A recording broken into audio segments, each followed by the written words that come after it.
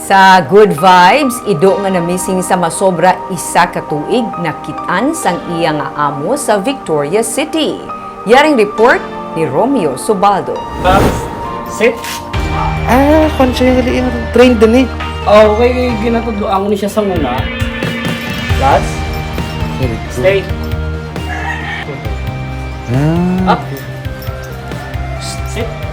Bisan masobra na sa isa ka tuig nga wala makakit-anay si Joseph Montibon kagang iya hinuptanan nga ido nga si Baxter, madumduman pa niya ang mga basic nga command nga gintudo sa iya ni Joseph. Mga bulan sang Marso sa nagdigad nga tuig sa nakagwa si Baxter gikan sa balay sa mga ginikanan ni Joseph. Si Joseph yara sa Manila.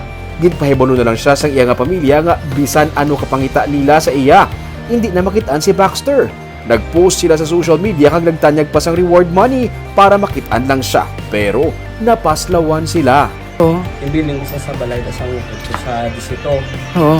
And then, nang nakagwa ko no, buhay nakabalik.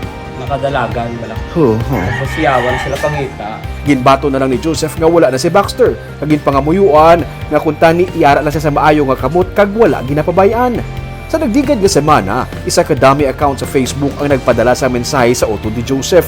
Ang iya kuno nadula nga ido ang yara sa isa ka balay sa isa ka subdivision sa Victoria City. Bisan malayo, ginrisguhan ni Joseph sa pagkanto didto sa paglaom nga makita niya pa si Baxter. Sa kilid, may balay sila dokubo. Oo. Pagtawag namin sa ngalan, nagdalagan.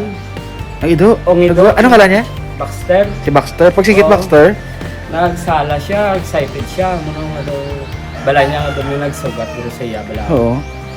Sa muna, istorya na mo ng owner. Siling kuno sa nagsapupo kay Baxter, ilaan ay empleyado ang nagdala sa ido sa ilabalay sa Victorias.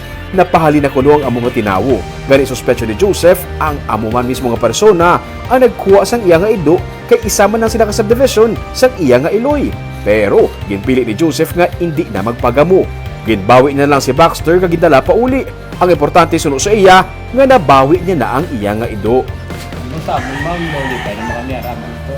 Oo eh. Hindi na kami Paggamo? Oo, gamo.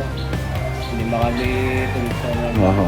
mapalawig pa kami ha. Hindi ka puli. Sa mo mula namon niya. Alam mo? Okay man. Isa pa nagatuig si Baxter sa nadula. Sunod kay Joseph, luyag niya makabawi sa iya nga ido sa mga panahon nga wala siya sa tupad sini. Luyag niya man nga maging inspirasyon ang iya nga istorya sa ibang pagig nga mga dog lovers nga nadulaan sa hinuptanan kay hindi mapaktan base maabot pa ang adlaw nga liwat pa sila nga magkit-anay.